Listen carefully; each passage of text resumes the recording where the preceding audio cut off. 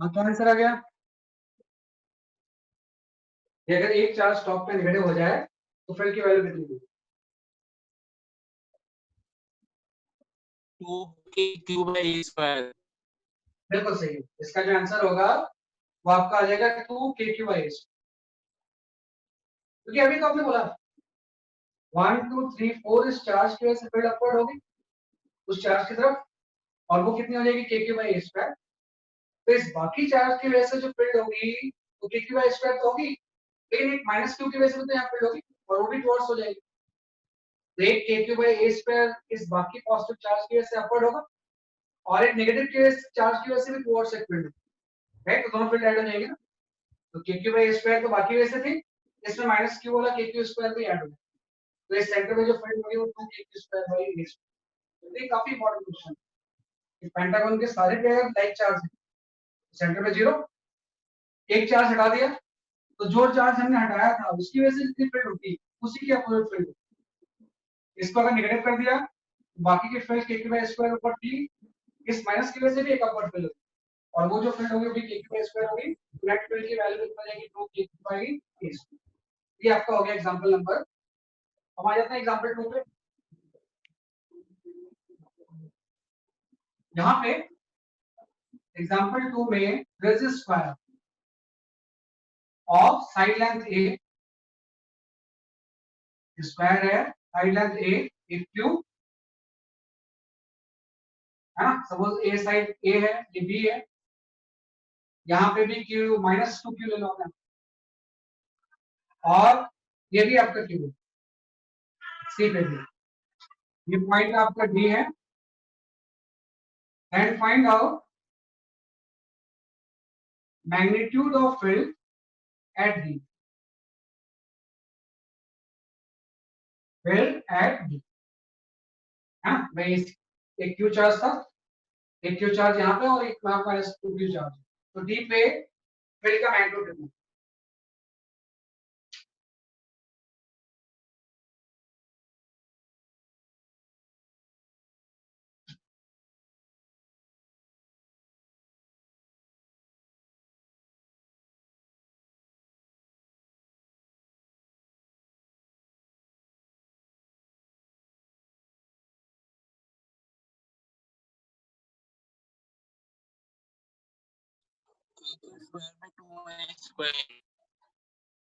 Sir 2 - √2 times kq² / a²। थोड़ा सा गलत कर रहे हो। 4k/a²। हाँ k/a² तो आएगा ही। इसके कोएफिशिएंट में क्या है? √2 - 1। हाँ ये सही, बिल्कुल this is the correct answer. D point पे फील्ड का मैग्नीट्यूड बिल्कुल सही है ना भाई। डी पॉइंट पे फील्ड का मैग्नीट्यूड जो होगा वो इतना है ना। सेम वही steps, direction, magnitude, vector sum, तीन स्टेप्स ही होते हैं।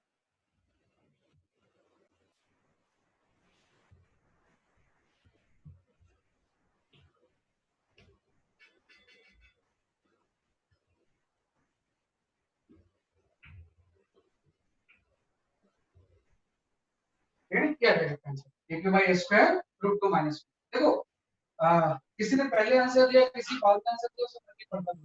अल्टीमेटली जो भी यहाँ पे क्वेश्चंस हो रहे हैं वो आपको आने चाहिए। मुझे नहीं कि हम जल्दी से आंसर दे देंगे तो हमको सब कुछ आ जाएगा, या बाद में दे रहे हैं तो हमें नहीं आ रहा है। हाँ जो भी चीज है उसको आपको आना चाहिए। वो हर क्वेश्चन में एक्सप्लेन करूंगा ही। अगर आप खुद से सॉल्व नहीं भी कर पा रहे हो कोई बात नहीं, जब आप प्रैक्टिस करोगे तो आपकी चीजें आ जाएंगी। जैसे जस्ट पूछा गया था कि इस डी पॉइंट पे नेट फील्ड की वैल्यू कितनी, तो आप सबसे पहले क्या करोगे, इस डी पॉइंट पे फील्ड की डायरेक्शन निकालो। डी पॉइंट पे हम क्या निकालेंगे, फील्ड की डायरेक्शन। तो इस क्यू की वजह से फील्ड डिस्टर्ब होगी, इस क्यू की वजह से भी फील्ड डिस्टर्ब है ना। पॉइंट पॉजिटिव चार्ज से फील्ड अवे होगी और दोनों का मैग्नीट्यूड सेम होगा ई एंड ई। ये जो माइनस क्यू चार्ज है इसकी वजह से फील्ड जो होगी वो टुवर्ड्स है। जो पॉजिटिव से अवे होता है नेगेटिव से क्या होता है, टुवर्ड्स होता है। और ये फील्ड का मैग्नीट्यूड भी अलग होगा क्योंकि चार्ज भी डिफरेंट है। अभी हमें ऐसा लग रहा है, हो सकता है कि सेम हो जाए, कैंसिल होने के बाद, लेकिन अभी हमें ऐसा लग रहा है कि चार्ज डिफरेंट है और डिस्टेंस डिफरेंट है, फिर कुछ अलग होना चाहिए, राइट। अब आपको पता है कि नेट फील्ड जब हम निकालेंगे तो ई और ई का रिजल्टेंट ले लेंगे, और ई और ई का रिजल्टेंट कितना हो जाएगा, रूट टू ई। तो इस डायरेक्शन में नेट फील्ड आएगी, डैश तो था ही, एक रूट टू इधर आ गया, तो इस डायरेक्शन में नेट फील्ड होगा, और उस नेट फील्ड की जो वैल्यू होगी वो जस्ट हम बोलेंगे ये रूट टू ई माइनस ई डैश, हाँ भाई रूट टू इस तरफ है, ई डैश इस तरफ है, दोनों को माइनस करके नेट फील्ड आ जाएगा आपको, वेक्टर मत यूज करो, मैग्नीट्यूड निकाल रहे हैं। इसके बाद आप इस सब का मैग्नीट्यूड पुट कर दो, वापस से बात है इस क्यू की वजह से अगर ये डिस्टेंस ए है साइड लेंथ, तो ये आपका हो जाएगा के क्यू बाई ए स्क्वायर, ये निकालते हैं तो ये आपका हो जाएगा के इंटू टू क्यू बाई ये डिस्टेंस जो होगी वो रूट टू ए होगी, ये आपका हो जाएगा रूट टू इंटू ए का होल स्क्वायर। अल्टीमेटली ये 2 इनटू के ऐसे ही है, तो जैसे हम सॉल्व करेंगे वो करने से हां उस इन तीन चार्ज की वजह से पॉइंट डी पे नेट फील्ड की वैल्यू थी। हाँ अगर यहाँ पे कोई दूसरा चार्ज आएगा फोर्स लग जाएगा, जैसे हम बोलता हूँ अब यहाँ पे कोई थर्ड चार्ज एक और चार्ज आ गया और वो चार्ज क्यू डैश है, तो अगर उस क्यू डैश के ऊपर फोर्स मुझे निकालना है तो फोर्स इस वेक्टर स्क्वायर टू सिंपल आ जाएगा Q dash into E vector. तो फील्ड निकालने का यही फायदा होता है, इस सब की वजह से आपने फील्ड निकाल लिया, कितना है, उस पे अगर कोई दूसरा चार्ज आएगा तो उसके बाद फोर्स हम सिंपल चार्ज से मल्टीप्लाई करेंगे, जो भी चार्ज है उसको फिर से मल्टीप्लाई करोगे तो हम क्या निकाल सकते हैं कि आपका फोर्स, राइट। तो इस तरह से we calculate the field. Example 2 हो गया। ऐसे ही ये तो अभी हमने पॉइंट चार्ज डिस्ट्रीब्यूशन ली, मोस्टली अपना जो कंप्लीशंस होते हैं उसमें कंटीन्यूअस चार्ज के क्वेश्चन बहुत है, हमेशा इंटीग्रेशन वो इन्वॉल्व करने की कोशिश करते हैं। तो अगर मैं एज ए एग्जांपल, जो कि वैसे एक डेरिवेशन भी है, इसको एज ए फॉर्मूला ही बाद में आप यूज करोगे, एक एग्जांपल लूं मैं इस तरह से एज ए एग्जांपल 3, एग्जांपल ये आपका कोई इस तरह से कोई आर्क है, हाँ या आपने इस जो रॉड ली थी उसी को बेंड कर दिया आर्क के फॉर्म में आ गया, और इसके ऊपर positive charge, this charge is positive, है ना, और ये जो आर्क है इसकी जो रेडियस है वो आर ले लो आप, ये इसका सेंटर है, and this complete angle is L, हाँ, और इस पे जो चार्ज है इसका लैम्डा आपको दिया हुआ है, होप यू अंडरस्टैंड लैम्डा क्या होता है, चार्ज करंट लेंथ। तो this is a circular arc of radius R of total angle alpha, ये इसका सेंटर सी। तो आपको जस्ट ये बताना है कि फाइंड आउट फील्ड एट सी, इस आर्क की वजह से इस सी पॉइंट पे फील्ड कितना है, just try to calculate it. आज तो कोई जल्दी नहीं है।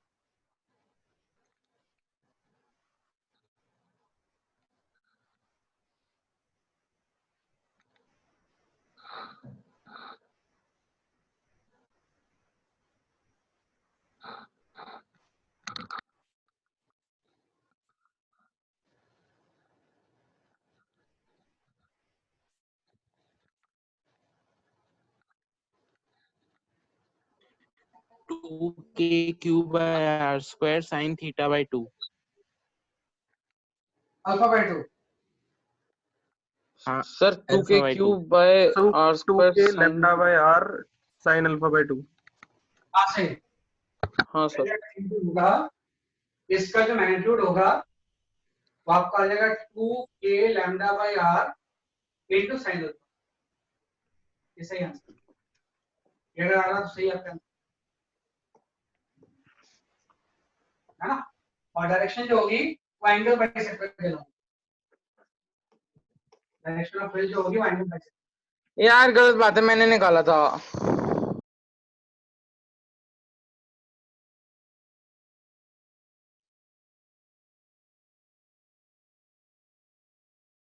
Two K lambda by R into sine alpha.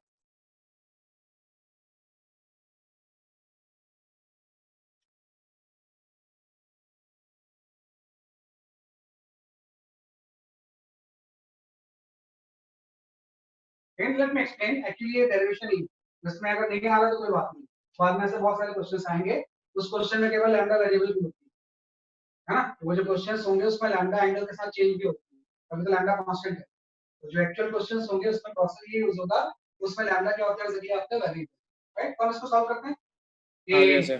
तो हम क्या करेंगे, सबसे पहले यहाँ पे एक एलिमेंट चूज करें, यहाँ पे विल चूज एलिमेंट किसी थीटा एंगल पे, एक एलिमेंट जो कि कितना एंगल बना रहा है डी। ये प्रोसेस होता है आपके पास लीनियर चीजों में x पे dx, सर्कुलर चीजों में थीटा एंगल में क्या हो जाता है जैसे आपका डी है ना। अभी मैं इसको रख कर लेता हूँ, बाद में ये चीजें तो अपनी निकाल हाँ। तो सबसे पहले आपने एक एलिमेंट चूज कर लिया और इस एलिमेंट में आप चार्ज एज्यूम कर लो dq है। तो आपको पता है इस एलिमेंट की वजह से फील्ड जो होगा अवे होगा, और ये डायरेक्शन हो जाएगी इसमें d। सबसे पहले हम डायरेक्शन निकालते हैं, अगर ये पॉजिटिव dq चार्ज है तो यहाँ से पॉइंट चार्ज क्रिएट करेगा, इसकी वजह से फील्ड d इस तरफ होगी, और इस d का जो मैग्नीट्यूड होगा है ना, अगर इस d के मैग्नीट्यूड की अगर हम बात करें तो d की जो मैग्नीट्यूड होगा वो हो जाएगा k dq upon r dq by r है ना। ये dq अपॉन क्या हो जाएगा सर आपका r स्क्वायर। अब dq की वैल्यू पुट कर दो, तो dq की वैल्यू हो जाएगी lambda into r d theta, क्योंकि लैम्डा चार्ज पर लेंथ है, इसको हम लेंथ ऑफ द आर्क से मल्टीप्लाई कर देंगे, और लेंथ ऑफ द आर्क कितना होता है r d थीटा। ये r की पावर कैंसिल हो गई, यहां से आ गया k lambda d theta upon r।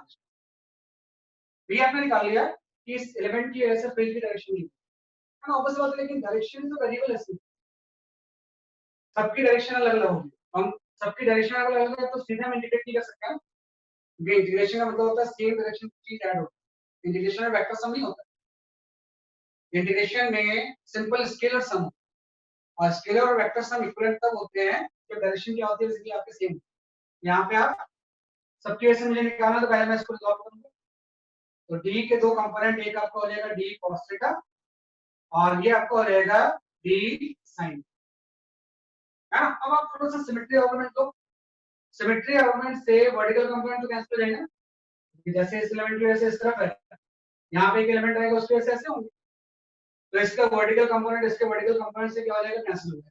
तो सिमेट्री आर्गुमेंट से सारे वर्टिकल कंपोनेंट कैंसिल हो जाएंगे और हॉरिजॉन्टल कंपोनेंट क्या होंगे ऐड। तो जो नेट फील्ड होगी जस्ट डी cos थीटा का इंटीग्रेशन, वहां पे अगर मैं नेट फील्ड निकालूं तो ये आपको आ जाएगा integration of D cos theta है ना, और डी की वैल्यू पुट कर दो, यहाँ पे आ जाएगा k lambda by r square, एक r की पावर कैंसिल कर, k lambda by r integration of cos theta into D, और थीटा की लिमिट आ जाएगी है ना। आपको पता थीटा आपने यहां से मेजर किया है, तो इसको दो पार्ट में आपने डिवाइड कर दिया, ये भी अल्फा बाई 2 हो गया और ये भी आपका अल्फा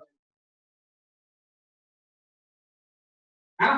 तो थीटा अगर क्लॉकवाइज मेजर कर रहे हो तो इस तरफ जाओगे तो माइनस अल्फा बाई 2, तो जो लिमिट होगी वो माइनस अल्फा बाई 2 से क्या हो जाएगी, प्लस अल्फा। तो limit will be equal to minus alpha by 2 two plus alpha, right. और जब हम इंटीग्रेट करके लिमिट पुट करेंगे विल गेट दिस रिजल्ट, जो फील्ड की वैल्यू होगी आपने सही बताया था 2k lambda by r sin alpha, इसको आप याद रखें है ना, बार बार हम इसको राइट नहीं करते हैं।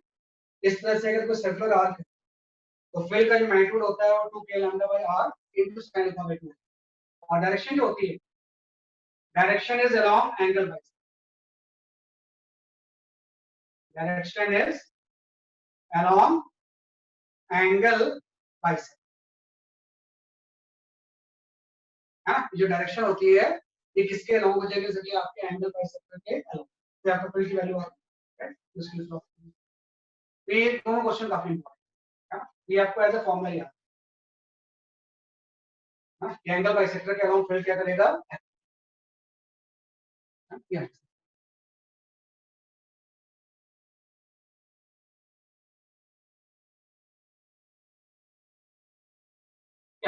इसके बाद आते हैं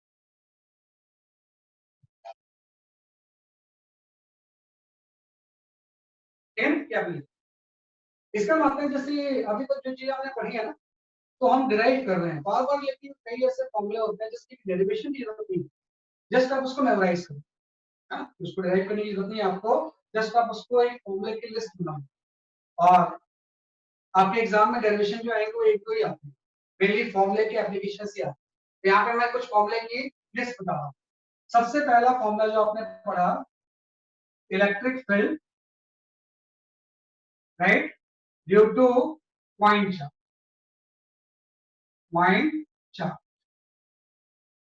है ना। सबसे पहला जो फंडामेंटल फॉर्मूला है that is electric field due to a point charge. अगर कोई पॉइंट चार्ज है तो उसकी वजह से इलेक्ट्रिक फील्ड की वैल्यू ये है, Q by r, है ना।